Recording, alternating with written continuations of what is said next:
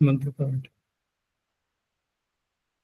ओम सहना भवतु सहनौ भुनक्तु सह वीर्यं करवावहै तेजस्विनावधीतमस्तु मा विद्विषावहै। ओम शांति शांति शांति। काशिका की 46वीं कक्षा, प्रथम अध्याय का चतुर्थ पाठ चल रहा है, जिसमें कि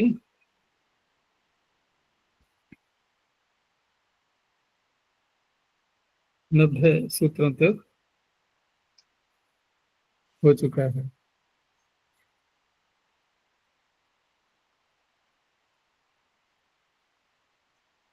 कोई प्रश्न है तो पूछो।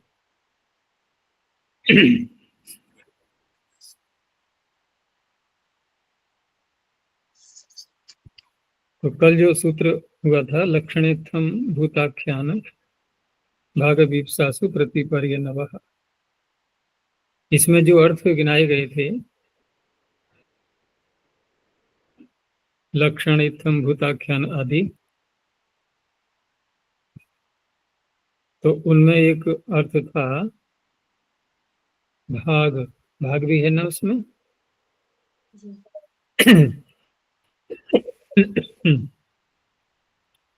तो अगला जो सूत्र आ रहा है वो कह रहा है अभिरभागे, भाग शब्द को छोड़ करके, यानी भाग जो अर्थ है उसको हटा देना है।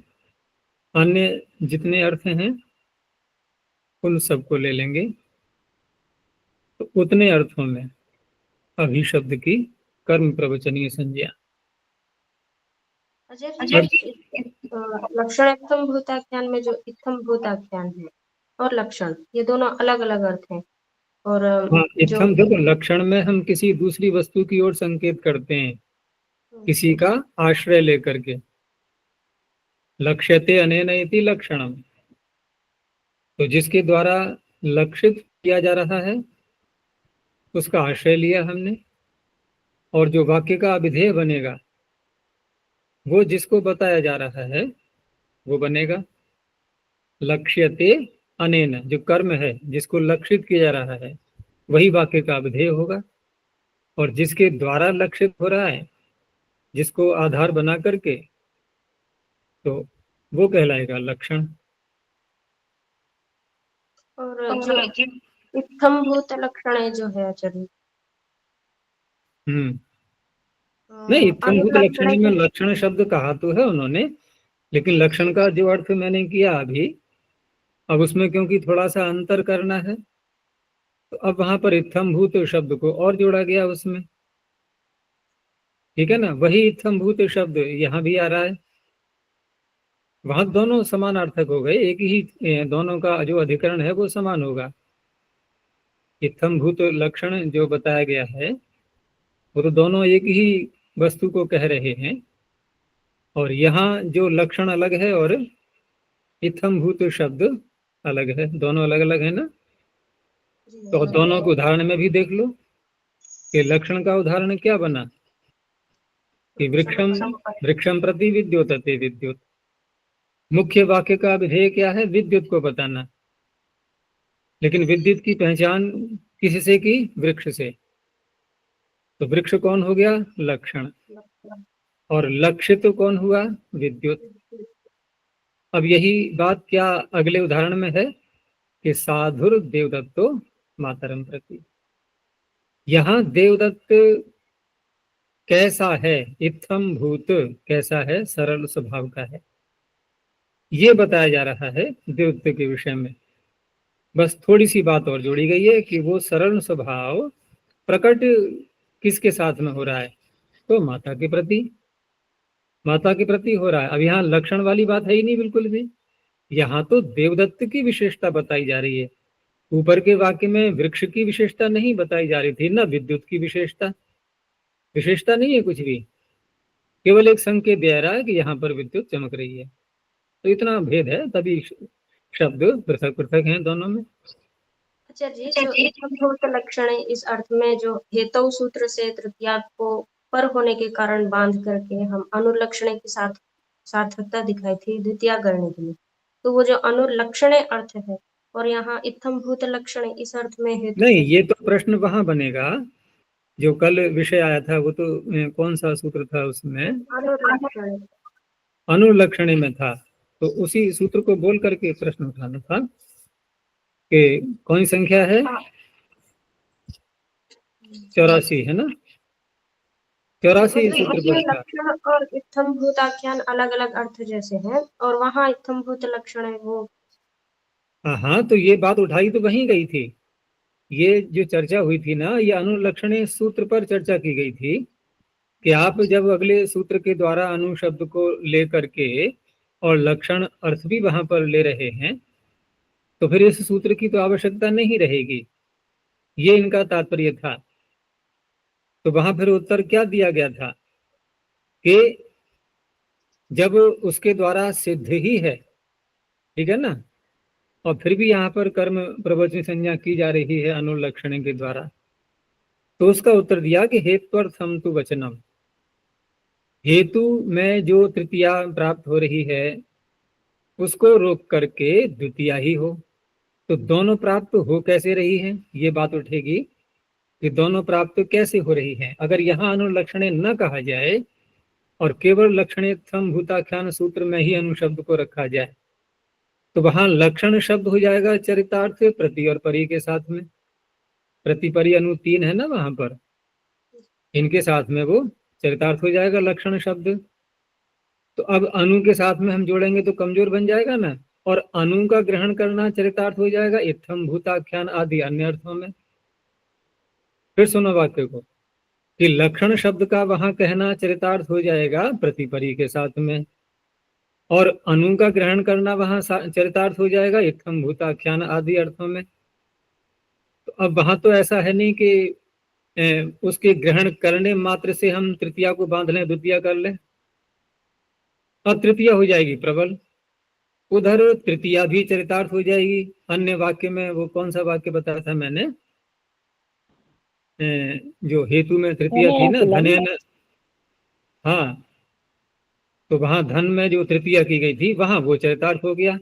तो दोनों सूत्र जब चरितार्थ हो गए, लक्षणेन भूताख्यान भी चरितार्थ हो गया और हेतु सूत्र भी चरितार्थ हो गया, और एक स्थल पर आकर के दोनों टकराने लगे, एक स्थल पर आकर के दोनों टकराने लगे अनु के साथ में। तो उस अवस्था में पर होने के कारण से तृतीया ही प्राप्त होनी थी। अब क्योंकि यहाँ पर अतिरिक्त प्रयास करके अनुलक्षण सूत्र में अनु शब्द का ग्रहण किया गया है, अब ये थोड़ा बलवान हो गया, क्योंकि ये सूत्र जब व्यर्थ हो रहा है तो कहीं ना कहीं तो इसकी सार्थकता देखी जाएगी। तो वो सार्थकता यहीं आकर के हुई फिर कि हेतु में जो तृतीया हो रही है उसको बाध करके द्वितीया ही हो। ठीक है ना। अब रही बात कि हेतु में तृतीया, वहां अर्थ पीछे से जो आ रहा था,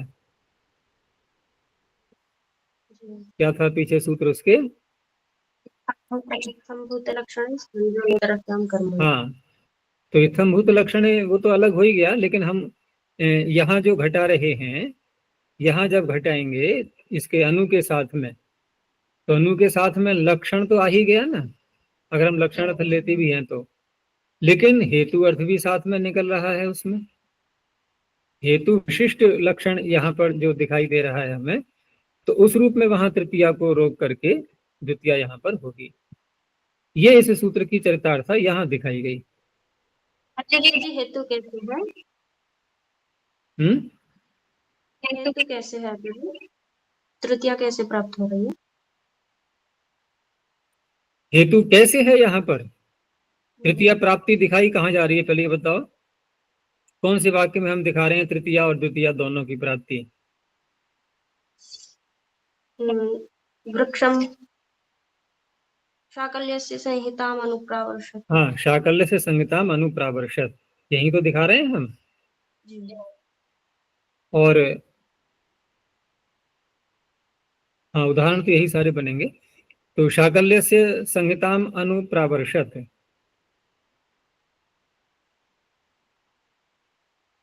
शाकल्य हेतु संहिता हेतु बन रहे हैं। नहीं, एक तो ये था,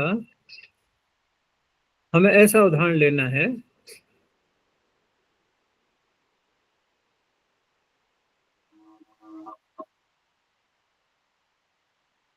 देखो, वृक्षम अनुविद्योतते विद्युत, ठीक है ना, वृक्षम अनुविद्योतते विद्युत, अगर हमें ये बनाना है यहाँ पर इतना ही, और ये सूत्र को न रखा जाए अनुलक्षणे को, तो यहाँ पर लक्षणेत्थम भूताख्यान सूत्र के द्वारा द्वितीया की प्राप्ति हो रही है, ठीक है ना, और हेतु में तृतीया हेतु के कारण से भी प्राप्त हो रही, तो हेतु यहाँ कैसे देखेंगे हम, हमें हेतु मात्र देखना है, वहां लक्षण हो या न हो, सूत्र है केवल हेतु, इतना ही मात्र देखना है हमें।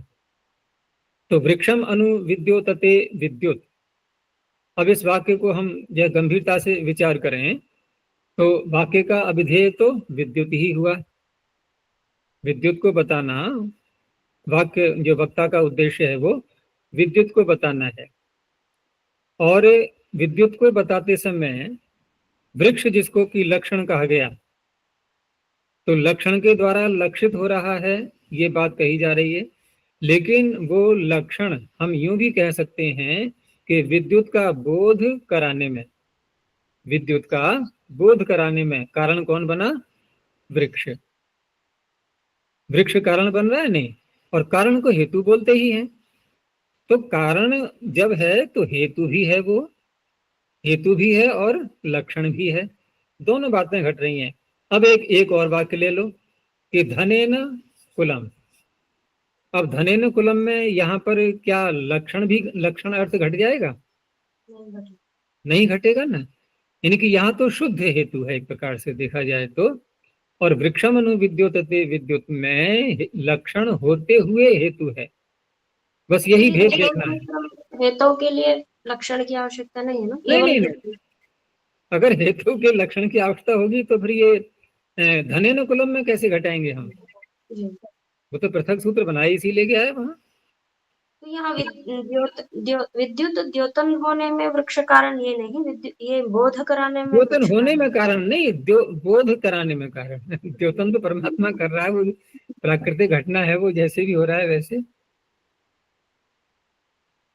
इसलिए जहां दोनों बातें निकल रही हैं, लक्षण भी है और हेतु भी है, तो वहां तृतीया भी प्राप्त हो रही है और द्वितीया भी प्राप्त हो रही है, लेकिन लक्षणितम भूताख्यान कमजोर पड़ गया बेचारा, वो नहीं करा पा रहा है, क्यों, क्योंकि वहां लक्षण ग्रहण करना प्रतिपरी के साथ में घट गया, वो कहेगा बात तो ठीक है, और इत्थम भूताख्यान आदि शब्दों इन अर्थों में वहां अनुशब्द हो गया चरितार्थ, अब दोनों का बल बराबर हो गया, तो फिर तृतीया प्राप्त हो रही थी पर होने से।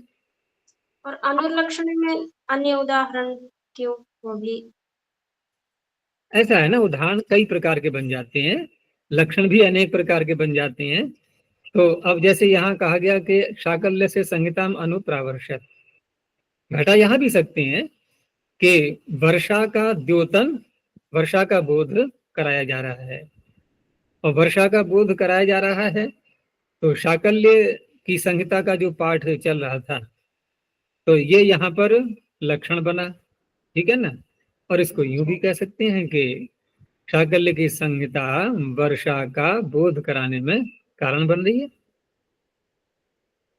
यूं भी कह सकते हैं, लेकिन धनेन कुलम वाली बात में वहां बिल्कुल नहीं हो पाएगा, वहां वहां शुद्ध हेतु दिखाई दे रहा है हमें, और वहां वो सूत्र चरितार्थ हो गया, तो इस तरह से अनुलक्षण सूत्र हम यूं कह सकते हैं कि सीधा यहाँ पर जो उदाहरण दिए गए हैं, वास्तव में इन उदाहरणों को बनाने के लिए नहीं था, ये सूत्र किस लिए है, तृतीया को रोकने के लिए है, बस ये अंतिम निष्कर्ष यहाँ पर आकर के निकलता है, जो कि हम प्रथमावृत्ति में नहीं पढ़ेंगे ऐसा, वहां सीधा देखेंगे कि हाँ इन उदाहरणों में कर्म प्रवृत्ति संज्ञा होगी और द्वितीया हो गई, लेकिन अब पता चला कि इसका मुख्य तात्पर्य है तृतीया को रोक करके द्वितीय करने के लिए कर्म प्रवचनीय संज्ञा करना, यह है मुख्य कार्य इसका। और पढ़ते पढ़ते पढ़ते जब अंत में पहुंचोगे तो वहां पता लगेगा कि सारी विद्या जो हमने पढ़ी है अब तक, ये है परा विद्या का बोध कराने के लिए। ठीक है ना? तो कैसी हुई है? अपरा। छोड़ो इसको, अब परा विद्या का बोध हो गया ना, अब नहीं है इसकी आवश्यकता। ठीक है, ले जाओ, अब नहीं चाहिए, हमारा काम पूरा हो गया है ना। वाहन से यात्रा की, गंतव्य पर पहुंचे, अब छोड़ दिया वाहन को, हो गया काम पूरा। वहां अंतिम जाकर के वो लक्ष्य निकलेगा फिर। चलो आगे देखते हैं, आज पाठ पूरा भी करना है ये। तो अभिर भागे, तो भाग शब्द, भाग अर्थ को छोड़ दो, तो लक्षणादिषु एवं भाग वर्जितेषु अभी ही कर्म प्रवचनीय संजो भवति। ठीक है, तो वृक्षम अभी विद्योतते, सब वैसे ही उदाहरण आएंगे। साधुर देवत्व मातरम अभी, ये हो गया इत्थम भूत का। ठीक है ना, लक्षण इत्थम भूत, इत्थम भूताख्यान, और भाग को छोड़ दिया, अब रह गया केवल वीप्सा। तो वीप्सा में वृक्षम वृक्षम अभिसिंचति।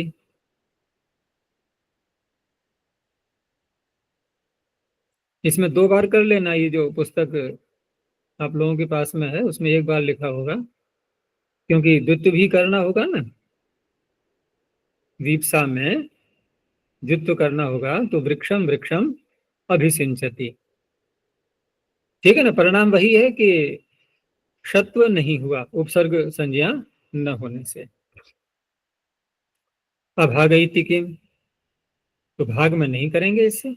तो भाग स्वीक्रिय मानव अंश, उसका अर्थ बता दिया कि जो अंश होता है उसको भाग कहेंगे, जो स्वीक्रिय मान है, जिसको प्राप्त करना है, स्वीकार करना है।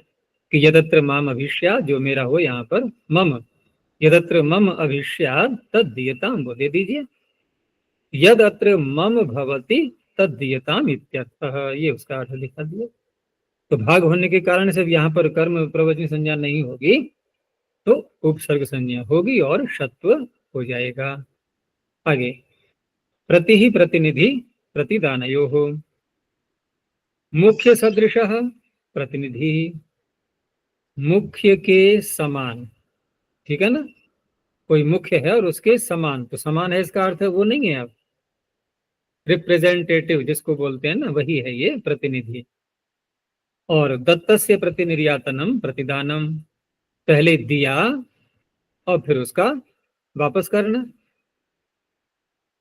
ठीक है ना, प्रतिदान, या यूं है कि दत्तस्य प्रतिनिर्यातनम, कि एक वस्तु हम दे रहे हैं और उसके बदले में, ठीक है ना, प्रतिदान, उसको देना भी दान होता है, हम उसी को लौटाएं तब भी। लेकिन यहाँ क्योंकि विनिमय भी साथ में देखना है, हमें विनिमय हो रहा है, तो एक दी जा रही है और दूसरी वस्तु ली जा रही है, बैलेंस बराबर रखना है। ना ये ऋण इस पर रहा किसी का, ना दूसरे पे किसी का ऋण रहा, तो ये हो गया प्रतिदान। वापस करते हैं तब भी वही बात होती है कि हमने किसी से कुछ लिया और फिर वापस कर दिया उसको, हो गया ना बराबर। अब वहां भी ऐसा ही है। तो प्रतिनिधि विषय प्रतिदान विषय च प्रति ही कर्म प्रवचनीय संजो भवति, पहले प्रतिनिधि का दिया, अभिमन्यु अर्जुनतः प्रति। अब क्या अर्थ होगा यहाँ पर? अर्जुन का प्रतिनिधि कौन? अभिमन्यु। तो किसका प्रतिनिधि है? अर्जुन का, तो उसके वहां प्रति लगा हुआ है, उसी की यहाँ पर कर्म प्रवचनीय संज्ञा। अब यहाँ लाभ क्या हुआ कर्म प्रवचन संज्ञा होने से? कौन सी व्यक्ति आ रही है? कौन सी व्यक्ति आएगी?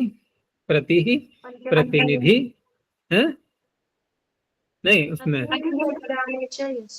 हाँ, तो प्रतिनिधि अर्थ में वहां पर प्रति के योगम पंचमी है, और पंचमी के स्थान पर यहाँ तसी प्रत्यय हो गया है, पंचम्यास तसी है। उसके बाद फिर तसिल करेंगे तसेष्ठ सूत्र से। माशान अस्मयी तिलेभ्य प्रतियच्छति। ठीक है ना, अब क्या अर्थ हुआ इसका? माशान यच्छति का कर्म कौन है? माशान, माशों को तो दे रहा है लेकिन तिलों के बदले, तिलेभ्यः प्रति, ये प्रतिदान हो गया।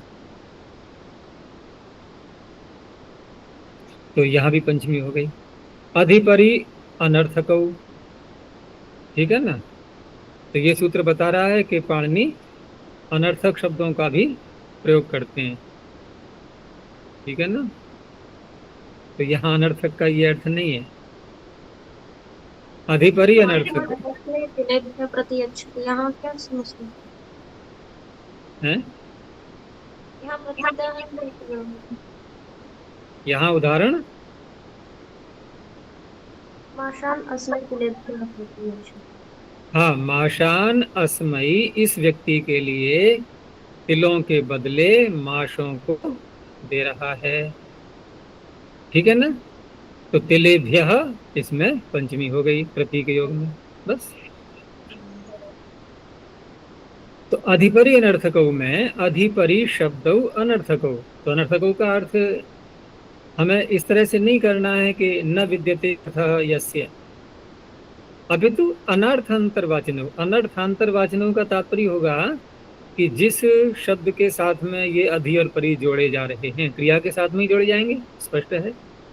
तो उसके साथ में जोड़े जा रहे हैं, वहां पर क्रिया का जो भी अर्थ हम ले रहे हैं बस वही अर्थ लेना है, ये आकर के बिल्कुल भी परिवर्तन नहीं करेंगे, किसी भिन्न अर्थ को कहने वाले नहीं होंगे वहां पर ये, ठीक है ना।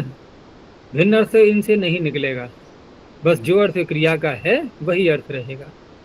ये तात्पर्य है अनर्थक का, अनर्थांतरवाची, ठीक है ना। तो कर्म प्रवचनीय संज्ञौ भवतः, जैसे वाक्य बोला गया आगच्छति, तो आगच्छति का जितना भी अर्थ है जैसा भी ले रहे हैं हम बिना अधि लगाए, अधि लगा करके भी वही अर्थ लेना है, परिवर्तन नहीं करना। नहीं तो होता क्या है कि हम जब उपसर्ग लगाते हैं तो अर्थ थोड़ा परिवर्तित होता है ना। अब क्योंकि यहाँ पर अर्थ बदला ही नहीं है, तो पाणिनि ने क्या किया, पाणिनि ने उसका नाम ही उपसर्ग हटा दिया, हो गया ना।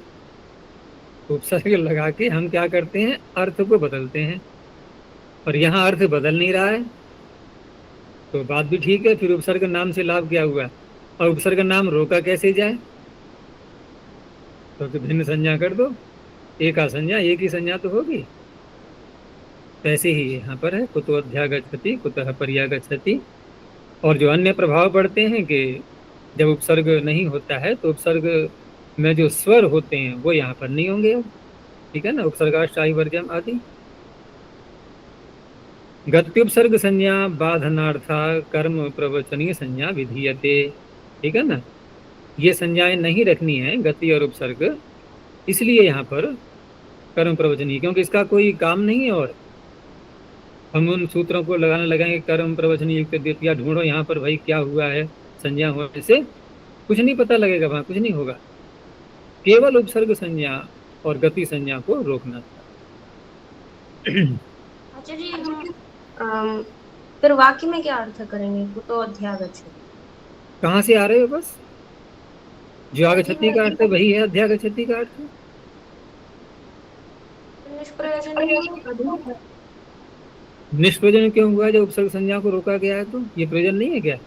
ये तो व्याकरण की प्रक्रिया है ना, तो प्रयोग में क्या करेंगे, ये तो व्याकरण की प्रक्रिया है ना, प्रयोग में क्या अर्थ तो व्याकरण की प्रक्रिया है, व्याकरण की प्रक्रिया ये संज्ञा को रोकना। हाँ ठीक है, तो व्याकरण की प्रक्रिया है, अर्थ बदला ही नहीं है कोई, ये तो स्वयं कह रहा है, सूत्र ही कह रहा है कि अर्थ नहीं बदलेगा यहाँ पर। यदि अर्थ बदल गया तो वो बनेगा प्रत्युदाहरण फिर। अब क्योंकि इसके साथ में होता नहीं, या तो किसी और क्रिया के साथ में लगाएं हम, अगर आगच्छति के साथ में ही लगाने लगेंगे और हम ये कहें कि अनर्थकौ इति किम, और फिर बोले हमको तो अध्यागच्छति, तो बात ही नहीं बनी, क्योंकि फिर तो अध्यागच्छति के दो प्रकार के अर्थ बनेंगे। एक स्थान पर अधि का कुछ भी अर्थ नहीं होगा, एक स्थान पर अधि का अर्थ भी करना होगा हमें। तो किसी और क्रिया के साथ में लगाएं हम, ये तो हो सकता है। तो नहीं दिया इन्होंने उदाहरण, कोई नहीं समझ में आया होगा उस समय, क्योंकि इसका प्रावधान नहीं है कोई भी। लेकिन यहाँ अर्थ परिवर्तन तो नहीं हुआ है, फिर संज्ञा क्यों बदली जा रही है, प्रश्न ये उठेगा। ये अर्थ परिवर्तन नहीं हुआ है तो ठीक है, हम बोल देंगे ऐसे ही, बोले या ना बोले हमारी इच्छा है। लेकिन फिर उपसर्ग नाम तो रहेगा, उपसर्ग नाम तो रहेगा, गति नाम भी रहेगा, इनको तो नहीं रोक पाएंगे ना। और इनको नहीं रोक पाएंगे, ये होंगे तो स्वर में अंतर आ जाएगा। उनको रोकने के लिए कर्म प्रवचनीय संज्ञा की जा रही है, और कोई भी उद्देश्य नहीं। इन उदाहरणों में आगे सूत्र भी ऐसे आएंगे, लेकिन वहां तो अंतर पड़ेगा और अर्थ भी बदलेगा। तो देखो अगला सूत्र, सु पूजायाम। यहाँ तो अर्थ स्वयं बता रहे हैं ये कि सु शब्द है, पूजायाम अर्थ है कर्म प्रवचनीय संज्ञा भवती, तो सुसिक्तम भवता। अब यहाँ पर जो विशेषता बताई जा रही है वो क्रिया की ही है कि आपने जो सिंचन किया है वो बहुत ही सुंदर है। सुस्तुतम भवता, स्तुति बहुत अच्छी प्रकार से की गई है, तो क्रिया की विशेषता है ये। अब क्रिया की विशेषता है तो यहाँ पर जो निष्ठा प्रत्यय आया है दोनों में, स्तुत में और सुसिक्त में, तो ये जो निष्ठा प्रत्यय है ये आया है, ये किस में आएगा? कर्म में। तो फिर तो ये जो कर्ता यहाँ पर भवता दिया हुआ है, अनभिहित होने के कारण से इसमें तृतीया है, लेकिन आप यहाँ पर कर रहे हैं सुशब्द की कर्म प्रवचनीय संज्ञा, तो उसके कारण से तो फिर द्वितीया होनी चाहिए। प्रश्न आया समझ में?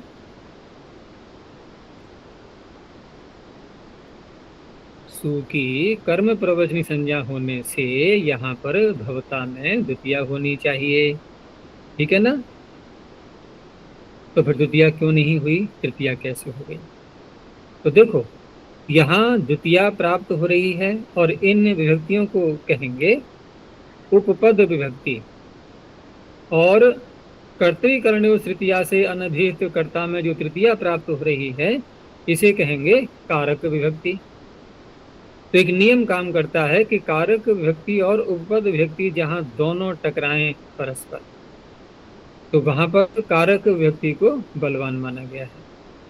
याद रखो एक परिभाषा है, उपपद विभक्ते है कारक विभक्तिर बलीयसी। उपपद विभक्ति की अपेक्षा कारक विभक्ति बलीयस होती है, बलीयसी होती है। तो इस तरह से कारक विभक्ति ही यहाँ होगी भवता में। तो हम ये कहें कि फिर तो कर्म प्रवचनी संज्ञा का तो कोई प्रयोजन हुआ ही नहीं। प्रयोजन तो हुआ है, प्रयोजन ये हुआ है कि यहाँ पर शत तो नहीं हो पाया उपसर्ग संज्ञा न होने से। अर्थ बता दिया, धात्वर्थः स्तूयते, धातु के ही अर्थ के का विशेषण है यहाँ पर ये सु, सुसिक्तम में और सुस्तुतम में। उपसर्ग संज्ञाश्रयम शत्वम न भवति। पूजायामिति किम, अब पूजा अर्थ यहाँ कोई सम्मान या उसकी प्रशंसा अर्थ नहीं है, तो वाक्य है सुसिक्तम किम तव अत्र, किसी के द्वारा कहीं पर सिंचन का कार्य किया गया। तो व्यंग्यात्मक भाषा में कहते हैं ना, हाँ पता है कि हाँ तूने बहुत अच्छा सींचा है। क्या सींचा है तूने? कुछ भी नहीं। क्या अच्छा सींचा है? तो निंदा है, ये प्रशंसा नहीं है। क्या तूने सींचा है यहाँ पर? अब यहाँ प्रश्न उठेगा कि तव में तृतीया कैसे, वो षष्ठी कैसे हो रही है? होना चाहिए सुसिक्तम किम त्वया अत्र, पीछे भवता था ना, नहीं था, सुसिक्तम भवता, तो यहाँ होना चाहिए त्वया, लेकिन तब दिया है। अब देखो यहाँ हम कहेंगे नहीं कहेंगे अब कि वक्ता के अधीन होते हैं, कारक विवक्षा के अधीन होते हैं ना, वक्ता के अधीन, वक्ता की विवक्षा किस प्रकार की है, तो उस पर ध्यान नहीं दिया गया है, तो वहाँ शेष होने से षष्ठी हो गई, जबकि हम सुसिक्तम में प्रत्यय लाए हैं। अब इसको यूं भी कह सकते हैं यहाँ पर कि भाव में ले आए तो भाव में हो या कर्म में हो, कर्ता तो फिर भी अनभिहित ही रहेगा ना, उसमें तो कोई अंतर पड़ेगा नहीं। लेकिन वहाँ कर्ता पर अधिक ध्यान न देते हुए सिंचन क्रिया ठीक प्रकार से नहीं हुई है, उस पर यहाँ पर केंद्रीभूत हैं। उस अवस्था में वो शेष होने से वहाँ षष्ठी कर दी गई। इस प्रकार के भी प्रयोग मिलते हैं। अतिरतिक्रमणे च, अति शब्द अतिक्रमणे, चकारात पूजायाम से ऊपर से ले लिया। कर्म प्रवचनीय संज्ञो भवती। अतिक्रमण क्या है, उसका अर्थ खोला कि निष्पन्ने अपि वस्तुनि, क्रिया प्रवृत्ति है, कार्य पूरा हो गया निष्पन्न होने पर भी और फिर भी क्रिया की प्रवृत्ति हो रही है, तो उसे कहते हैं अतिक्रमण। ठीक है ना, यह अतिक्रमण हो गया। जैसे कहीं पर सिंचन क्रिया करनी है और वहां जितना करना चाहिए वहां उतना हो चुका है, लेकिन फिर भी और किया गया है, तो अति सिक्तम एवं भवता, आपने अधिक ही सिंचन कर दिया। अति स्तुतम एवं भवता, अधिक ही स्तुति हो गई। अब ये अतिक्रमण हो गया। पूजायाम अति सिक्तम भवता, ये प्रशंसार्थम हो गया एक प्रकार से। अति स्तुतम भवता यानी कि शोभनम कृतम इत्यर्थः। अपि ही पदार्थ संभावनान ववसर्ग गर्हा समुच्चयेषु, अर्थ बता रहे हैं पदार्थे संभावने अनवसर्गे गर्भायाम समुच्चये च। कितने अर्थ हो गए? 5 अर्थ। वर्तमान अपि ही कर्म प्रवचनीय संज्ञो भवति, 5 अर्थ बता रहे हैं सबका कि पदांतरस्य अप्रयुज्यमानस्य अर्थः पदार्थः। क्या तात्पर्य हुआ कि एक ऐसा अर्थ इसमें वाक्य में आ रहा है जो किसी अन्य पद का अर्थ था, लेकिन उस पद का प्रयोग नहीं किया गया, अपितु उस अर्थ को कहने के लिए अपि शब्द का प्रयोग कर दिया। ठीक है ना। पदांतरस्य एक भिन्न पद, कैसा? अप्रयुज्यमान से, जिसका प्रयोग नहीं हुआ है, उसका जो अर्थ है, उस पद का अर्थ जिसका प्रयोग नहीं किया गया है, वो हो गया पदार्थ। यानी कि उस अर्थ में उस पदार्थ को कहने के लिए अपि शब्द जब आएगा तो अपि शब्द से वो अर्थ निकलेगा। जैसे कोई भोजन कर रहा है, थाली में उसके दाल भी है, सब्जी आदि जो खाद्य पदार्थ हैं, तो उसमें घी नहीं पड़ा हुआ है, अन्य सारी बातें सब बिल्कुल ठीक हैं, नमक मिर्च भी ठीक है, स्वादिष्ट भी है, सब बातें हैं, लेकिन घी नहीं है। अब कामना कैसी की जा रही है? वो खाने वाला कह रहा है कि कितना अच्छा होता यदि घी भी होता तो। ठीक है ना, कितना अच्छा होता। इसका तात्पर्य घी का लेश मात्र भी नहीं है, वहां कुछ भी नहीं है। तो जो पदार्थ नहीं है वो कौन सा पदार्थ नहीं है? कौन सा पदार्थ नहीं है? सर्पिश। तो सर्पिश नहीं है, ये नहीं अर्थ यहाँ कहने के लिए कोई शब्द है कोई यहाँ पर? है ही नहीं, अपी बोल दिया। तो अपी बोल दिया और उससे अर्थ क्या निकल रहा है कि जो नहीं है उसकी कामना के लिए अपी शब्द बता रहा है कि सर्पिशोपि स्यात्, घी भी होता। अगला वाक्य बोल लो तो बहुत अच्छा होता। अब तात्पर्य अर्थात नहीं है, ऐसे। मधुनोपि स्यात्, उसी को बता रहे हैं कि मात्रा बिंदु स्तोकम, घी की मात्रा या घी का एक बूंद भी, है ना, स्तोक माने जरा सा भी। इन अर्थों में इत्यस्य अर्थे अपि शब्दो वर्तते। अरे थोड़ा सा ही मिल जाता होता तो भी, बिल्कुल मिला ही नहीं। संभावना अधिकार्थ वचनेन शक्तेः अप्रतिघाताविष्करणम्। अधिकार्थ वचनेन, अधिक अर्थ को कहने वाला जो वाक्य है, उसके द्वारा जब कोई बात कही जाती है, अर्थात शक्तेः अप्रतिघाताविष्करणम्, किसी की सामर्थ्य अभी और शेष है, कोई भी प्रतिघात उसमें नहीं है, कोई रुकावट नहीं है, उसका आविष्करण, उसको प्रकट करना, यह है संभावना। जैसे किसी ने सहस्र मूली के जो पेड़ होते हैं पौधे, उनका सिंचन किया नहीं, सिंचन तो कर दिया है, अभी तो कम किया है, और फिर वाक्य बोला गया कि इसकी सामर्थ्य इतनी है कि सहस्र मूलियों का भी ये सिंचन कर सकता है। अपि सिंचेन मूलक सहस्रम, अपि स्तुयाद राजानाम, स्तुति की है, और फिर कहा जा रहा है कि राजा की भी स्तुति की जा सकती है, कर सकता है ये। तो ये संभावन हो गया। अनवसर्ग, इसका बहुत सरल अर्थ है कि इच्छा पर किसी के छोड़ देना, ठीक है ना। कामचाराभ्यनुज्ञानम, कामचार कहते हैं स्वयं की जो इच्छा होती है और उसकी ओर संकेत कर देना कि भाई तुम्हारा जितनी इच्छा है उतना करो, जैसा चाहते हो वैसा करो। अपि सिंच अपि स्तुहि, कि चाहो तो स्तुति करो, चाहो तो सिंचन करो, कार्य दोनों करने के लिए है, लेकिन जैसी तुम्हारी इच्छा है वैसा करो। गर्ह निंदा है, धिक जालमम देवदत्तम, देवदत्त को जो कि जाल में है, दुष्ट है, उसको धिक्कार है। तो धिक के कारण से यहाँ जाल में द्वितीय है, ध्यान रखना। वो जो एक वार्तिक है एक कारिका के रूप में, उभ सर्वतोषो हो कारिया धिगु परिया देशु त्रिषु द्वितीय मृडितांतेषु ततो अन्यत्रापि दृश्यते। तो धिक के योग में द्वितीय होती है, ठीक है। अपि सिंचेत पलांडुम, अब यहाँ निंदा किस रूप में है? ब्रह्मचारी होकर के और पलांडु को भी सींच रहा है ये, ठीक है ना, प्याज को तो नहीं सींचना है निंदा की दृष्टि से। अपि स्तुयाद दृशलम, स्तुति कर रहा है, ठीक है, लेकिन अच्छी लोगों की स्तुति करनी चाहिए तो दुष्ट की भी स्तुति करने लगा, वृषल। समुच्चय में अपि सिंच अपि स्तुहि, और देखो पीछे भी आया था ऐसा ही, अपि सिंच अपि स्तुहि, लेकिन अर्थ में अंतर है। वहां है चाहे सींचो चाहे स्तुति करो, और यहाँ क्या होगा कि सींचना भी है और स्तुति भी करनी है, दोनों कार्य करो। ये समुच्चय हो गया, सिंच स्तुहि दोनों। प्रयोजन यहाँ क्या रहा संज्ञा करने का? उपसर्ग संज्ञा बाधनात् षत्वम न भवति, बस यही प्रयोजन है। अधीरीश्वरे, अभी अंतिम कर्म प्रवचनीय संज्ञा का शब्द आया।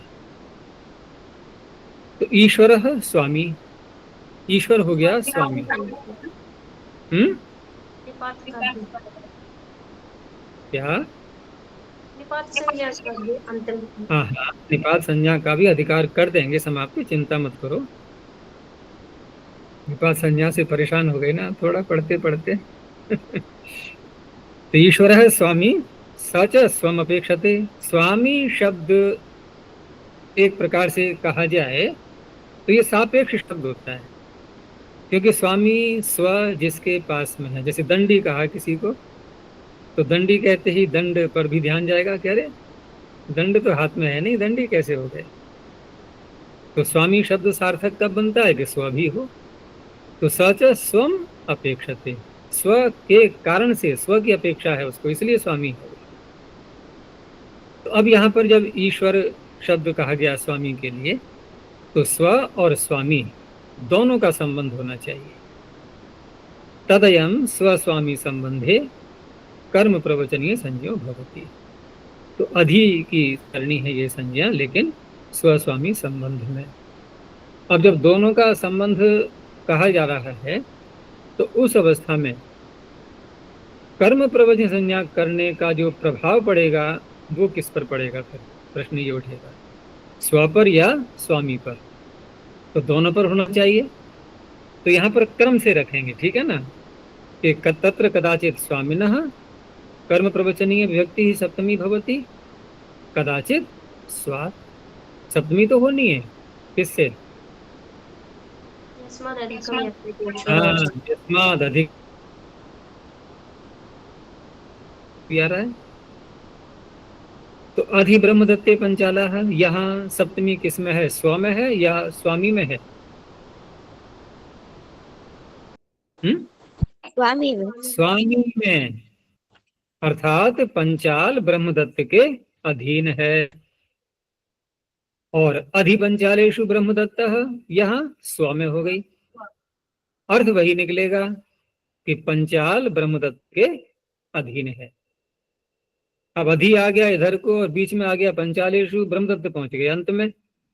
तो उस अवस्था में हम सप्तमी या जिसमें कर रहे हैं अधि उसके समीप में ही तो होगा, तभी तो उसके साथ में योग बनेगा।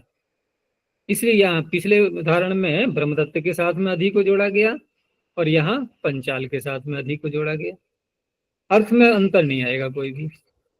क्योंकि जब ईश्वर तो ब्रह्मदत्त ही रहेगा दोनों ही वाक्यों में, लेकिन कहने में थोड़ा अंतर हो गया कि ब्रह्मदत्त के अधीन पंचाल है अथवा पंचाल ब्रह्मदत्त के अधीन है। पंचालों में इसका अधिकार है ऐसा कहते ना चाहिए। हैं? पंचालों में इसका अधिकार है ऐसा। तो अर्थ तो एक ही निकला। अर्थ एक ही निकला कि ये कौन है, कि ये इस प्रदेश के मुख्यमंत्री हैं। चलो ठीक है। अच्छा, ये प्रदेश इसका कौन है मुख्यमंत्री? क्योंकि ये है तो मुख्यमंत्री तो वही रहा ना। वो कहेगा ठीक है, कैसे ही बोल तो रहूंगा तो मैं ही। कहने का अंतर है थोड़ा सा। आगे है विभाषा क्री। ये अंतिम सूत्र है इसका, क्योंकि अंतिम तो वो भी कह सकते थे, लेकिन अधि को अंतिम कहा जाएगा तो अधि की अनुवृत्ति तो यहां भी आ रही है, इसलिए ये भी जुड़ गया उसमें। तो अधि करोतौ विभाषा कर्म प्रवचनीय संज्ञो भवति। ठीक है ना। अब यहाँ पर क्रिय धातु का जब प्रयोग करेंगे, पीछे क्रिय का नहीं था ऐसे, कि क्रिय के साथ में जब आएगा ये, उस अवस्था में अधि की विकल्प से होगी। तो यदत्र माम अधिक करिष्यति, यदत्र माम अधिकरिष्यति, तो क्रिय के साथ में अधि शब्द आ गया है और माम में द्वितीय हो गई। और दूसरा ये लाभ हुआ कि कर्म प्रवचनीय संज्ञा पक्षे गति संज्ञा बाधनात्, गति संज्ञा का तो बाध हो गया इससे। तो उस अवस्था में तिंग चोदात्तवती इति निघातो न भवती, क्योंकि करोती में ओ उदात्त रहता है ना, उदात्तवान है ये। तो तिंग चोदात्तवती से जो निघात की प्राप्ति हो रही थी, वो गति संज्ञा का बाध होने से वो नहीं हो पाया। ये दूसरा लाभ हो गया। अब दूसरा भी वाक्य ऐसा ही बनेगा, यदत्र माम अधिकरिष्यति बनेगा, तो वो भी ऐसा ही वाक्य। तो उस अवस्था में इसको लगा लेंगे, तिंगी चुदात्तवती को, दोनों में एक तरह से बने। तो इस तरह से यहां तक निपात संज्ञा का भी ये समाप्त हो गया। अब आगे सूत्र आया लह परस्मयी पदम। यहां लह में लकार में षष्ठी है, और लकार में षष्ठी है तो षष्ठी का अर्थ क्या होगा? षष्ठी जहां की जाती है प्राय करके आदेश को ध्यान में रखते हुए, इसलिए स्थानीय में षष्ठी होती है लकार के स्थान में। तो वही अर्थ यहां पर भी लिया गया है कि ल इति षष्ठी आदेशापेक्षा, आदेश की अपेक्षा के कारण से यहां पर ल में षष्ठी है।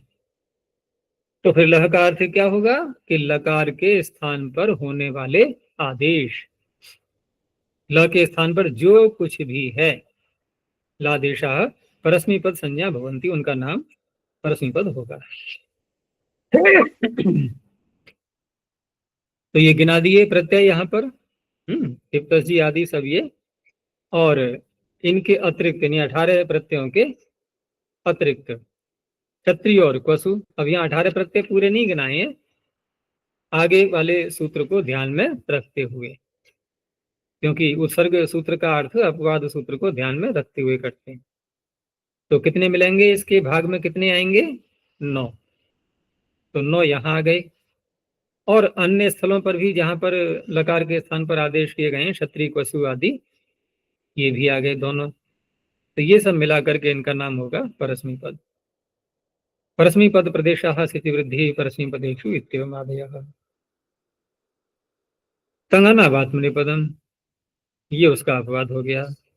तो तंग इति प्रत्याहारो नवानाम वचनानाम, आनयति शानच कानच और ग्रहणम, ये भी लकार के स्थान में होते हैं। यद्यपि आन औरों के स्थान में भी होता है, वो यहाँ पर नहीं लिया जाएगा।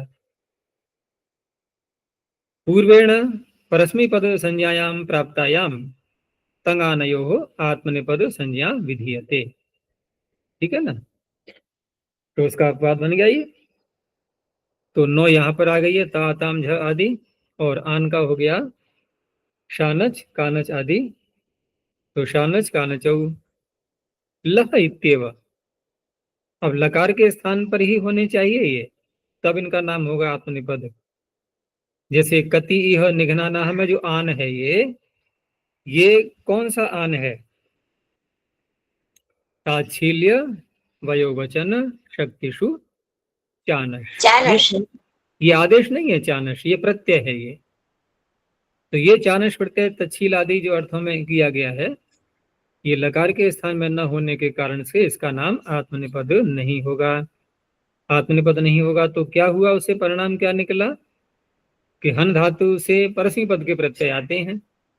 अगर इसका भी नाम आत्मनिपद हो जाता तो हन धातु से हम चानश प्रत्यय नहीं कर सकते थे, क्योंकि परस्मी पद की धातु है वो, इसलिए यहां पर चानश हो गया इसमें। तो निघ्नाना आत्मनेपद प्रदेशाः अदात्यंगत आत्मनेपदम इत्येवम् आदयः। अब देखो यहाँ पर जो ये सूत्र आगे आ रहा है या जो पीछे आए हैं, ये सारे तिप्तजी और सिप्तस्थ आदि ये सब कहाँ कहे गए हैं? तो ये सूत्र तो अभी आगे आना है, ठीक है ना, तीसरे अध्याय में। तो वहां जो 18 प्रत्यय कहे गए हैं उन सबको एक साथ बोलेंगे तो कैसे बोलेंगे? तिंग, प्रत्याहार के रूप में। और 18 प्रत्यय हैं और 3 से हम भाग भी दे सकते हैं उनको सरलता से। तो 3 से भाग देंगे 18 के तो क्या उत्तर आएगा? कोई है यहाँ पर गणितज्ञ? हम्म, कितना उत्तर आएगा? 6। 6 उत्तर आएगा।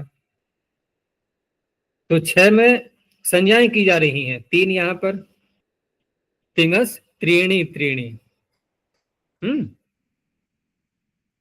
संज्ञाएं कितनी है? प्रथम मध्यम उत्तम, ठीक है ना, प्रथम मध्यम उत्तम।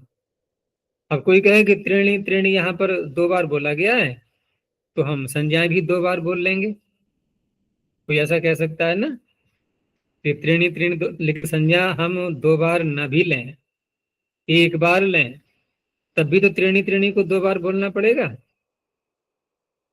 एक त्रिक की हो गई प्रथम, फिर दूसरे त्रिक की हो गई मध्यम, तीसरे त्रिक की हो गई उत्तम। 2 बार बोलना तो हो गया सार्थक। लेकिन अब यहाँ पर क्योंकि हमें प्रथम मध्यम उत्तम को भी 2 बार बोलना है, तो वहां 2 बार क्यों बोल पा रहे हैं कि हमने एक बार जब कर दी तो 9 तो आ गए, फिर आगे के 9 रह गए शेष, उनमें भी करना है, तो फिर इसका हम 2 बार उच्चारण कर लेंगे। ऐसी संगति यहां लगेगी। तो तिंगो अष्टादश प्रत्यय नव परस्मैपद संज्ञका, ये पीछे के सूत्रों को ध्यान में रखते हुए कहा गया। नव आत्मनेपद संज्ञका, तत्र परस्मैपदेषु त्रयस्त्रिका, 3 त्रिक तो वहां हो गए। यथाक्रमम प्रथम मध्यम उत्तम संज्ञा भवन्ति। आत्मनेपदेष्वपि त्रयस्त्रिका प्रथम मध्यम उत्तम संज्ञा भवन्ति। अब ये गिना दिए इन्होंने कि तिप्तसी इति प्रथमः, सिप्तस्थ इति मध्यमः, मिप वस्मस् इति उत्तमः। आत्मनेपदेषु च तातां झ इति प्रथमः, था साथां ध्वम् इति मध्यमः, इट् वहि महिङ् इति उत्तमः। प्रथम मध्यमोत्तम प्रदेशाः शेषे प्रथमः इत्येवम् आदयः। तो इस तरह से ये संज्ञाएं कहलाती हैं, ठीक है ना, प्रथम मध्यम और उत्तम। ये संज्ञा सूत्र है, विधि सूत्र इनके अलग है। अब इन त्रिकों की जो प्रथम मध्यम उत्तम संज्ञाएं की गई हैं, उन त्रिक में भी हम एक एक करके जब देखते हैं तो वहां पर हर त्रिक में 3 अलग निकल आएंगे एक एक करके, उनकी संज्ञाएं यहाँ की जा रही हैं। तो ये प्रत्येक त्रिक में लगेगा, ठीक है ना। ये संज्ञाएं एक वचन द्विवचन बहुवचन, क्योंकि हमारे पास 6 त्रिक हो गए हैं अब, तो 6 त्रिक में एक वचन भी हमें 6 बार बोलना है, द्विवचन भी 6 बार बोलना है और बहुवचन भी 6 बार बोलना है। तो ये सूत्र अगला कार्य करने वाला। एक वचन द्विवचन बहुवचनान नियकशः। अब यहाँ प्रश्न ये भी हो सकता है कि तानी शब्द कहने की क्या आवश्यकता है? सबके कैमरे बंद हो चुके हैं,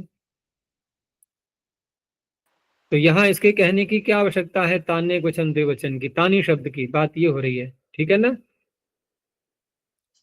क्या बिना तानी ग्रहण किए ये नहीं अर्थ निकल पाएगा? तब भी निकल आएगा।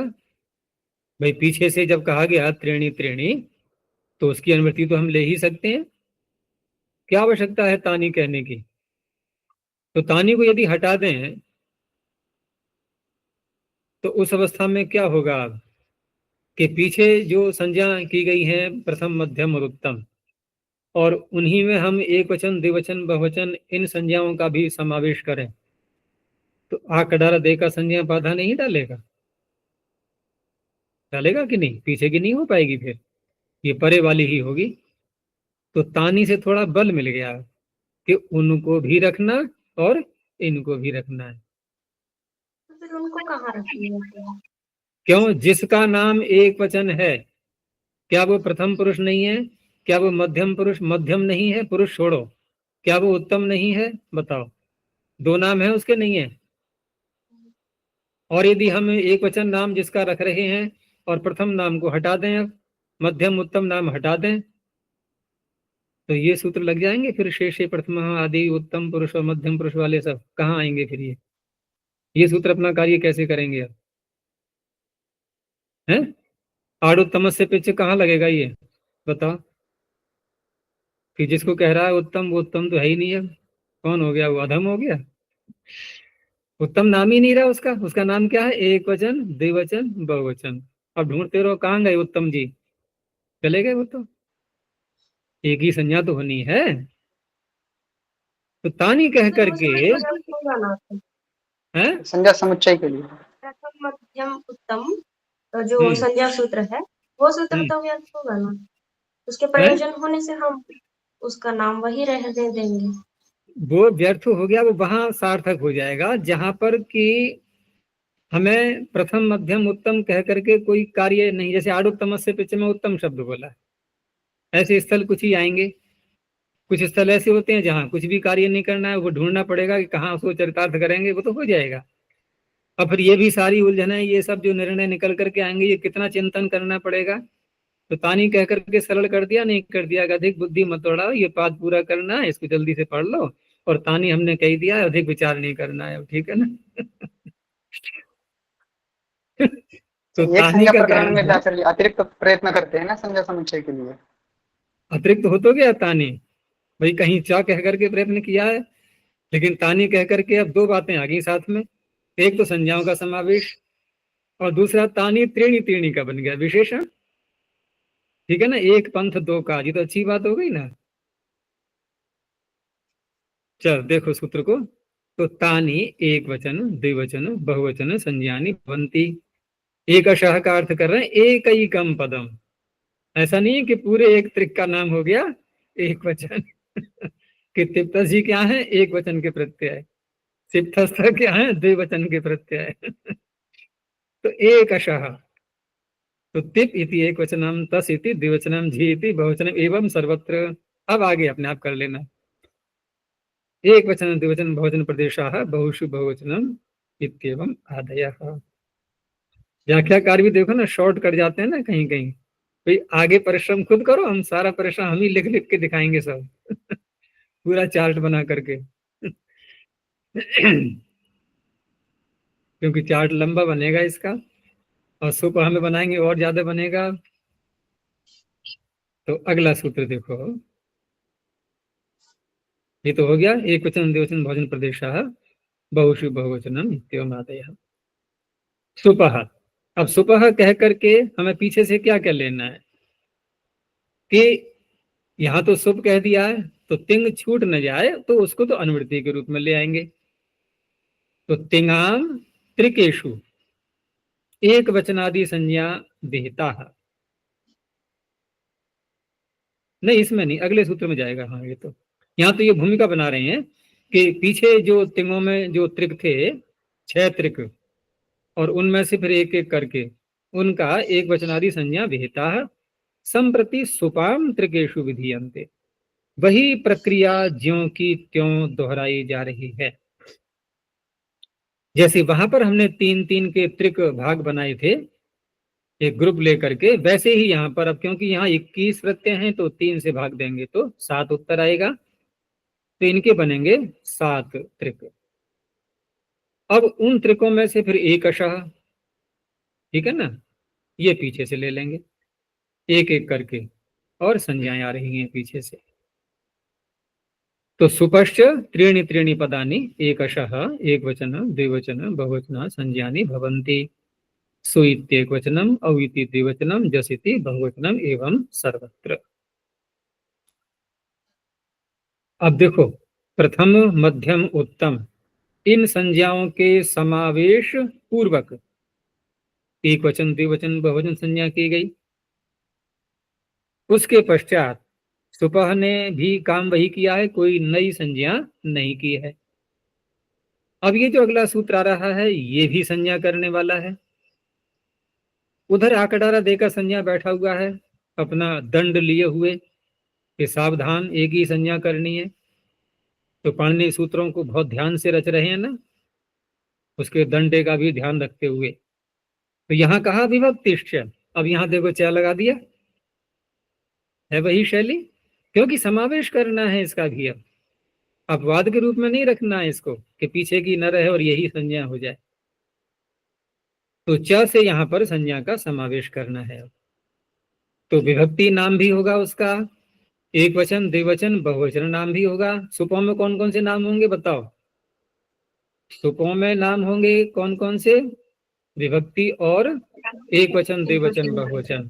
तिंगों में कौन कौन से नाम होंगे? प्रथम मध्यम उत्तम एकवचन द्विवचन।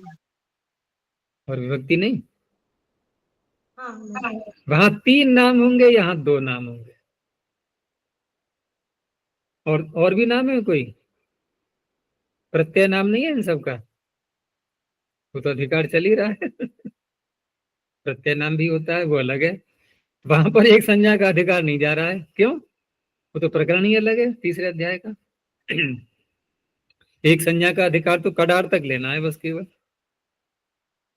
तो देखो आगे विभक्ति त्रीणि त्रीणि इत्यनुवर्तते, त्रीणि त्रीणि विभक्ति संज्ञाश्च भवन्ति। वो कौन कौन से त्रिक लेने हैं? कि सुपह तिंगश्च, षष्ठी है ये, सुप के त्रिक और तिंग के त्रिक। विभक्ति का परिणाम तो विभक्ति प्रदेशाः अष्टन अविभक्तौ इत्येवम् आदयः, बहुत है परिणाम उसके। तो ये तो हो गए संज्ञा सूत्र। अब यहाँ जो प्रथम मध्यम उत्तम संज्ञाएं की थी उनके विधि सूत्र आ रहे हैं, और जो एक वचन द्विवचन बहुवचन संज्ञाएं की गई हैं उनके विधि सूत्र आगे आएंगे अभी दूसरे अध्याय में, ठीक है ना? अच्छा जी, जैसे सुपों में प्रथमा विभक्ति द्वितीया विभक्ति ऐसे कहते हैं, वैसे ही तिंगों में भी प्रथम वहाँ भी प्रथम मध्यम उत्तम पुरुष के साथ जोड़ दिया गया विभक्ति के साथ में। अब 3 संज्ञाएं तो पहले ही कर ली हैं उसमें, ठीक है ना? 3 संज्ञाएं तो पहले ही कर ली गई हैं, तो एक संज्ञा और बढ़ाने का मन कर रहा है। अब विभक्ति को जोड़ने का। देखो, प्रथमा द्वितीया तृतीया ये संज्ञा नहीं है, ये तो हम अपने समझने के लिए इन विशेषणों को लगाते हैं कि विभक्ति विभक्ति विभक्ति ऐसे 3 बार बोले हैं हम उसमें, तिप्तसी आदि में या सुऔजस में। तो वहां एक प्रश्न अंदर से उठता है ना कि विभक्ति आपने ये भी कहा, ये भी विभक्ति, ये भी विभक्ति, कौन सी विभक्ति? तो स्पष्टता के लिए हमने शब्द जोड़ लिए, प्रथमा द्वितीया तृतीया पंचमी षष्ठी। अब रही बात कि ये फिर शब्द हम वहां क्यों नहीं जोड़ते तिप्तस जी के साथ में, यही तो प्रश्न है ना।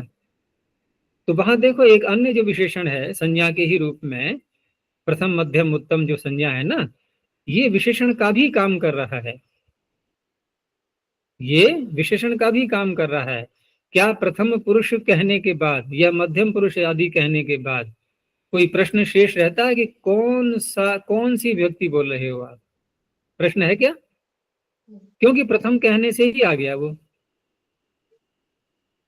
प्रथम कहने से वो सुजस वो तिप्तस जी ही और ताताम झ ही आने हैं, हो गया ना, उत्तर हो गया। मध्यम कहने से ताताम झ और उधर सिप्तस्थ यही आने हैं। जब निश्चय हो गया है तो निश्चय होने के बाद विशेषण क्यों लगाया जाए? अब यहां पर कहा गया कि सुऔजस विभक्ति है, ये कौन सी? प्रश्न रहेगा। अम औडशस विभक्ति है, कौन सी प्रश्न रहेगा, वहां नहीं है प्रश्न कोई भी। तो इसलिए व्यवहार में प्रथमा द्वितीय तृतीया जो कि संज्ञाएं नहीं है, केवल विशेषण मात्र हैं, उनका प्रयोग यही होता है, वहां नहीं होता है। लेकिन विरोध नहीं है, कह सकते हैं वहां भी 3 विभक्तियां हैं, और विभक्ति तो नाम है ही उनका, विभक्ति का व्यवहार चल ही रहा है ना। अगर विभक्ति का व्यवहार नहीं चलेगा तो ना विभक्तो तुस्मा से कैसे रोकेंगे हम वहां पर सकार की संज्ञा को। टिप तस्जी आदि में रोकते नहीं रोकते हैं। तो इस तरह से है।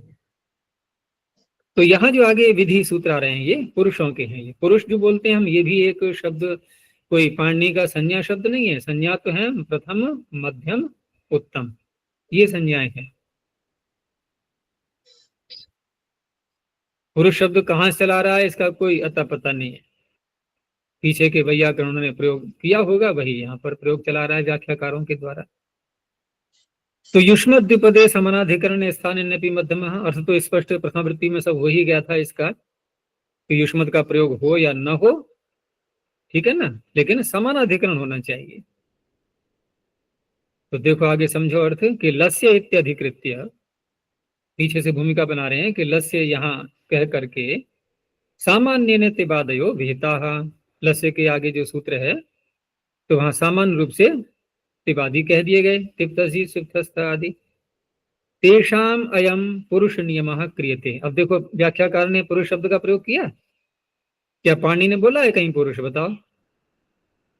तो ये चला आ रहा है परंपरा से ऐसे ही, और इन तीनों को बोलते हैं पुरुष। प्रथम पुरुष, मध्यम पुरुष, यही इंग्लिश में पहुंच गया है। वहां पुरुष को पर्सन कह दिया, first person, second person, third person.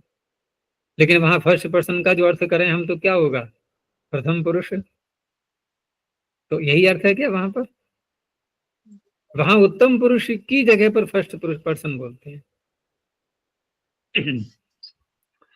तो ये पुरुष नियम हो गया कि अब नियम है, तो नियम से तात्पर्य जो प्राप्ति होती है कहीं पर, वहां पर एक नियम रखा जाता है कि इसके साथ में यही होगा, इसके साथ में, क्योंकि वहां तो सामान्य रूप से कह दिया ना, प्रथम मध्यम उत्तम जो संज्ञाएं की गई हैं जिस सूत्र से, वो तो सभी की सामान्य रूप से हो चुकी है, लेकिन इनका विधान कहाँ होगा। तो युष्म द्विपदे सति व्यवहिते च अव्यवहिते सति, युष्मद शब्द उपपद में होना चाहिए, या तो बीच में कोई अन्य शब्द आ रहा है क्रिया के और युष्मद के बीच में तो व्यवधान होने पर भी, और एकदम क्रिया के साथ आ गया है तो अव्यवधान होने पर भी। एक तो ये बात हो गई, ठीक है ना। त्वम पठसी और त्वम पुस्तकम पठसी, तो त्वम पठसी में क्रिया के साथ आ गया, त्वम पुस्तकम पठसी में व्यवधान होकर के आया है, दोनों अवस्थाएं ले ली गई, पहली बात। आगे कहा कि इसी में विशेषता जुड़ेगी समानाधिकरणे। अब समानाधिकरण कैसे घटाएंगे हम? अधिकरण कौन है यहाँ पर? युष्मद। युष्मद जिसको कह रहा है, ठीक है ना, युष्मद का अभिधेय जो अर्थ है उसका, ये हो गया अधिकरण। लेकिन समानता कैसे देखेंगे कि जिसको युष्मद कह रहा है उसी को क्रिया भी कह रही हो, तो पठसी क्रिया किसको कह रही है, वो भी उसी को कहेगी। ये हो गया समानाधिकरण। जी को खोला है इन्होंने समानाभिधेय, समान अभिधेय होने पर, और स्पष्ट किया तुल्य कारक, ये शिव खोल रहे हैं अभी कि कारक वही होना चाहिए, क्रिया के द्वारा भी वही कहा जा रहा हो, और युष्मद या अस्मद शब्द जो आगे आएंगे इनके द्वारा भी वही कहा जा रहा हो। यहां तक तो बात स्पष्ट हो गई थी, और व्यवधान या व्यवधान के साथ होने पर भी उसका प्रयोग भी बता दिया गया। लेकिन अब प्रयोग ही ना हो उनका, तो उसके लिए सूत्र में शब्द क्या था, स्थानिन्यपि। अब स्थान और स्थानी, इसमें क्या अंतर है? स्थान किसे कहते हैं और स्थानी किसे कहते हैं? स्थान कहते हैं खाली स्थान को, ठीक है ना, और वह जिसका हो वो कौन है? स्थानी। तो युष्मद शब्द प्रयोग कर रहे हैं हम वाक्य में, त्वम पुस्तकम पठसी, खाली स्थान है क्या? युष्मद की जगह खाली है क्या? तो युष्मद् शब्द का जब प्रयोग किया त्वम पुस्तकम पठसी, तो यहाँ पर त्वम शब्द, युष्मद् शब्द स्थानीय है या नहीं है? स्थानीय है। स्थानीय है, स्थान वाला है, खाली जगह वाला है। चलो अब बोलो। स्थान वाले का तात्पर्य खाली जगह वाला। क्या है? वो तो भरी हुई जगह है, बोल तो दिया हमने। तुम कब होगा स्थानीय? हटाओ पहले इसको, जगह तो खाली करो, जगह खाली करो तब होगा स्थानीय।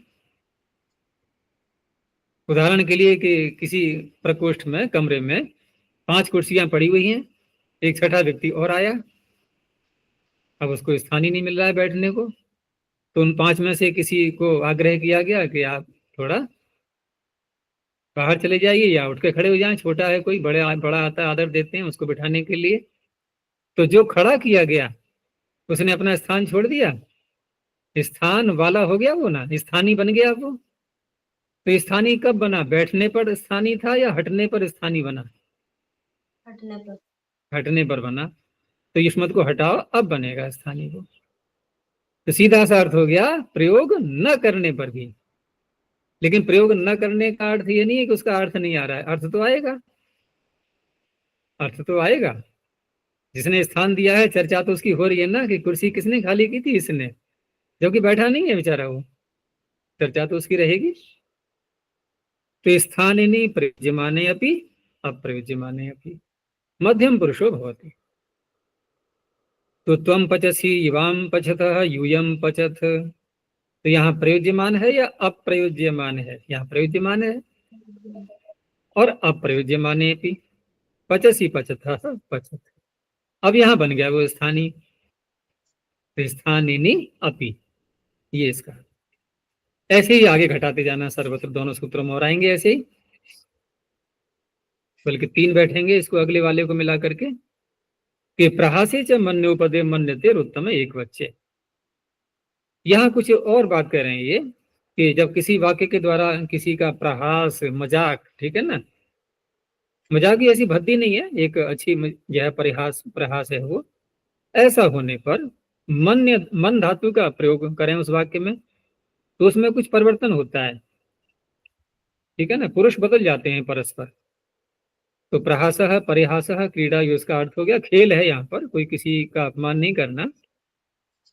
प्रहासे गम्य माने मन्योपपदे, उपपद में मन्य धातु, मन के मन धातु हो, और धातु मध्यम पुरुषो भवति, मध्यम पुरुष वहां पर होता है। ठीक है ना, मन धातु के उपपद रहते हुए उत्तम मध्यम पुरुष का प्रयोग होगा। किसी दूसरी धातु में उपपद मत ये रहेगी, लेकिन प्रश्न उठा के मन धातु में कौन सा होगा फिर?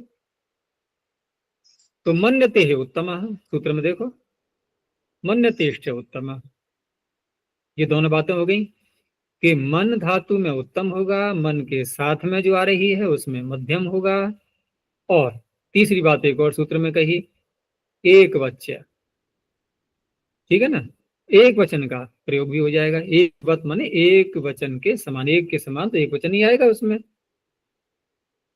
अब उदाहरण देखो, ए ही मन्ये उदनम भोक्ष्यसि।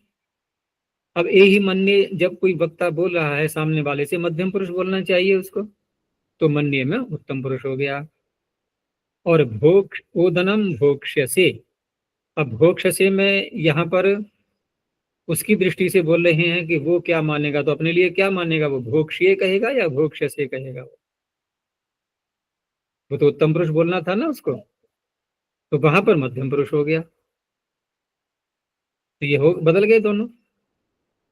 तो तुम ऐसा मानते हो कि ओदन खाओगे? नहीं, भोक्ष्यसे नहीं, भुक्ता सो अतिथि भी, ये परिहास हो गया कि वो तो खा गए अतिथि, अब रहो भूखे ऐसे ही।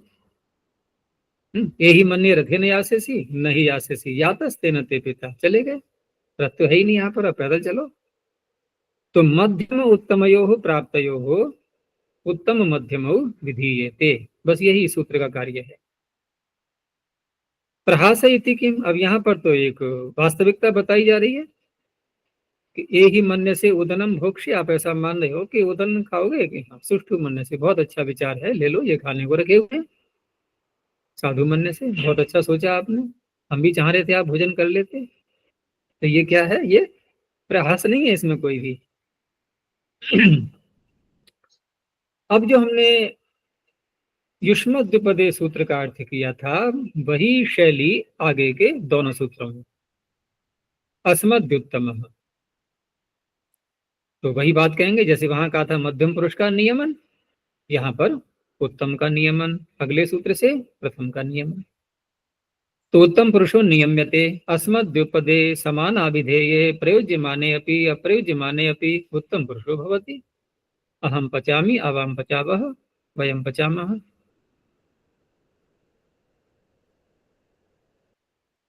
अप्रयुज्यमाने अपि पचामि पचावः पचामः।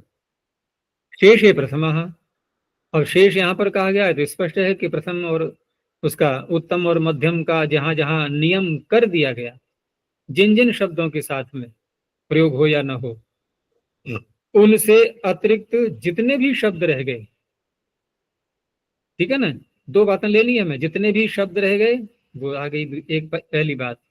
दूसरी बात यह है कि उन शब्दों का प्रयोग हो या न हो, ये साथ में जोड़ देना है। वहां प्रथम पुरुष होगा। तो शेषेति मध्यम उत्तम विषयाद अन्यः उच्यते, यत्र युष्मदस्मदी समानाधिकरणे उपपदे न स्तः, ठीक है ना, स्थानीय के रूप में भी और प्रयोग हो जाने पर भी। तत्र शेषे प्रथम पुरुषो भवति पचति पचतः पचन्ति। अब यहाँ एक शब्द एक वाक्य और ही बोल सकते हैं पिछले सूत्रों की शैली के अनुसार कि सह पचति तौ पचतः ते पचन्ति। ये क्या हो गया, प्रयुज्यमाने अपि, और अप्रयुज्यमाने अपि में जैसा बोला वैसा बन जाएगा उदाहरण, तो जोड़ सकते हैं, कोई आपत्ति नहीं है। आगे परः सन्निकर्षः संहिता, तो पर शब्द यहाँ पर आया हुआ है, पर का अर्थ किस तरह से लेना है, क्योंकि कहीं कहीं पर अंतर आ जाता है पर शब्द के अर्थ में। तो यहाँ पर शब्द का कहा गया कि परः पर शब्दो अतिशय वर्तते, अतिशय अर्थ यहाँ पर लिया जाएगा इसका। तो अतिशय से तात्पर्य अत्यधिक, ऐसे बोलते, तत्र निरतिशय योग का भी सूत्र आता है, वहां अतिशय से जो रहित है बिल्कुल।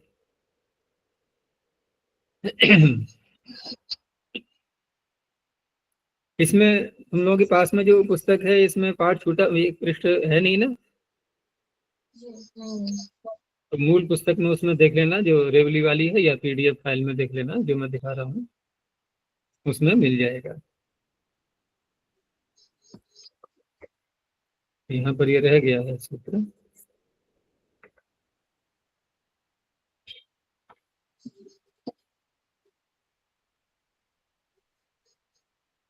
और सन्निकर्ष का अर्थ किया, सन्निकर्षः प्रत्यासत्ति, तो प्रत्यासत्ति का तात्पर्य क्या होगा, प्रत्यासत्ति का तात्पर्य निकटता। सन्निकर्ष बोलते हैं ना, सन्निकर्ष, तो पूर्ण निकटता जहां होती है उसके लिए कहा गया है।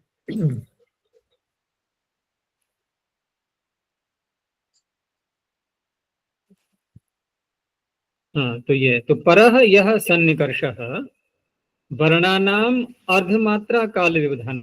अब देखो यहाँ पर किस तरह से अर्थ निकाला गया है कि सन्निकर्ष की बात आई कि प्रत्यासत्ति होनी चाहिए, लेकिन हम कितनी भी प्रत्यासत्ति करें, अंतिम सीमा तक, दो वर्णों को अंतिम सीमा तक निकट लेकर के आए, तो एक स्थिति ऐसी आएगी कि उसके आगे हम और नहीं कर सकते। तो जहां और नहीं कर सकते वो काल कितना होता है, जैसे हम व्याख्या करते हैं ना कि किसी भी एक मात्रा के वर्ण को बोलते हैं तो वहां एक मात्रा का काल माना जाता है, दो मात्रा का काल, तीन मात्रा का काल, ठीक है ना, और व्यंजनों में अर्धमात्रा काल। लेकिन एक बात और भी है कि कोई भी दो वर्ण लिए हमने तो जिह्वा से या मुख से जब बोले जाएंगे तो क्रम होता है नहीं उनका कोई, तो क्रम होता है, तो क्रम में कैसे बोलते हैं, पहले ये बोला फिर ये बोला दूसरा बोला, तो पहले ये बोला और जब बाद में दूसरा बोला तो बीच में कुछ काल, बीच में व्यवधान माना जाएगा कि नहीं? कालों को जोड़ेंगे कैसे, दोनों कालों को एक साथ नहीं निकल सकते दोनों, कुछ तो अंतर आएगा। तो वो जो बीच में काल का विधान है उसे भी अर्धमात्रा का माना गया। तो इस तरह से जो प्रत्याशक्ति होगी, जो सन्निकर्षता होगी, वो अर्धमात्रा काल की होगी, ठीक है ना, कम से कम। तो उसी अर्धमात्रा काल का जो व्यवधान है उसी को कहा गया है यहाँ पर संहिता, उसका नाम है। कोई प्रश्न करे यदि, कैसा प्रश्न, कि संज्ञा और संजी दोनों की व्याख्या करो, तो संज्ञा हो गई संहिता, अब संजी की व्याख्या करो, संजी कौन है, तो क्या उत्तर आएगा, अर्धमात्रा काल। लेकिन अर्धमात्रा काल व्यंजन का भी होता है, वो मत ले लेना, यहाँ अर्धमात्रा काल ही काल है, बस वर्ण है ही नहीं, उसका नाम है सन्निकर्ष संहिता, ठीक है। तो परह यह सन्निकर्ष वर्णानाम अर्धमात्रा काल व्यवधानम ससंहिता संज्ञो भवति, उसका नाम है संहिता। तो दधि और अत्र, अब दधि में ध में एकार, उधर अत्र का आकार, तो दोनों के मध्य में कितना काल है, अर्धमात्रा का, उसका नाम हो गया संहिता। तो संहिता विषय में इको यणचि से यणादेश हो गया, संहिता प्रदेशा है संहितायाम इत्येवम् आदयः। तो प्रथम अध्याय का अवसान होने जा रहा है अब, इसलिए सूत्र आ गया विरामो वसानम। विराम शब्द का अर्थ किया विरतिर विराम, भाव में प्रत्यय दिखा रहे हैं कि जो विरति का अर्थ है वही विराम का अर्थ है। एक तो ये हो गया, दूसरा दो प्रकार से अर्थ किया। विरतिर विराम हमें कोई संजी दृश्य के रूप में नहीं दिखा सकते, जैसे पीछे हमने अर्धमात्रा काल का व्यवधान दिखाया, यद्यपि दृश्य वो भी नहीं है, काल है, काल दृश्य नहीं होता है। ऐसे ही विरतिर विराम जब कहा गया तो रुकना, बस, तो रुकना में संजी किसको माना जाएगा, लिख के दिखाओ कि देखो ये है संजी, नहीं है, नहीं दिखा सकते। लेकिन जब दूसरा अर्थ करेंगे विरम्यते अनेन इति वा विरामः, रुका जा रहा है जिसके द्वारा, या यूं कह सकते हैं कि रुका जा रहा है जिस संकेत के द्वारा, यानी बोध हो रहा है हमें कि देखो ये संकेत आ गया, अब इसका तात्पर्य है रुक जाओ। तो वो देखिए रेखा खड़ी हुई, विराम जिसको बोलते हैं, है दृश्य है नहीं है वो, यद्यपि वर्णों में गिनती नहीं है उसकी 63 वर्णों में, या है कहीं पर भाई जितना भी हम लेखनी से लिखते हैं ये सब वर्ण ही तो होते हैं, तो उसका भी परिगणन होना चाहिए ना, क्योंकि लेखनी से लिखा जा रहा है, फिर तो ये अल्प विराम इत्यादि ये भी आएंगे, फिर अर्ध विराम, तो उसका प्रचलन में नहीं है। लेकिन वो रेखा लगा करके एक रुकने का संकेत तो होता है, तो व्याख्याकारों ने उसका भी समावेश कर लिया है कि विरम्यते अनेन इति। अब यहाँ ये नहीं रखना है इसका अर्थ है कि जो व्यक्ति रुक रहा है, विरम्यते अनेन जिसके द्वारा रुका जा रहा है, यानी कि बोलने वाला, उसका नाम विराम हो जाएगा फिर तो, ठीक है ना, उसका नाम नहीं है। तो सो अवसान संज्ञो भवति, हम स्थिति ले सकते हैं विरति विराम, और जो विराम की रेखा होती है उसको भी ले सकते हैं। दधि मधु, दधि मधु वृक्षः प्लक्षः, दो प्रकार के उदाहरण दिखाए इन्होंने। तो दधि मधु में यहाँ पर धी के आगे रुकना हो चुका है, विराम है, इसलिए अणो प्रगृह्यस्यानुनासिकः, और इसमें अनुवृत्ति किसकी आ रही है, वावसाने, अवसान की। इन अवसान होने पर जो अण आ रहा है जो कि प्रगृह्य नहीं है उसको अनुनासिक कर दिया गया है, ठीक है ना। और वृक्षः प्लक्षः में क्या तात्पर्य है अवसान संज्ञा का, हाँ विसर्जनीय, यहाँ विसर्जनीय कर दिया गया है। अवसान प्रदेशः खरवसानयोर विसर्जनीय इत्येवम् आदयः। ठीक है, हो गया। कक्षा का भी अवसान करते हैं, अब प्रथम अध्याय का भी अवसान करते हैं, आगे फिर देखेंगे।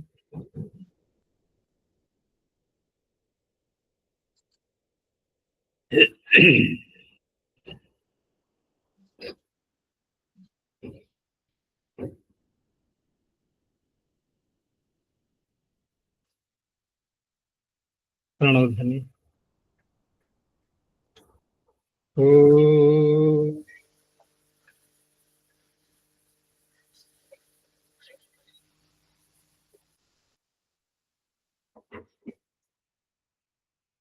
ओ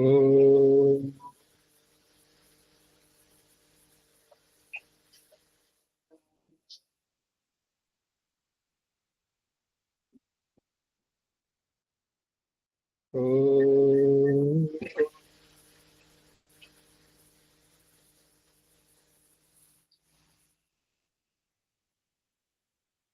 शांति शांति शांति।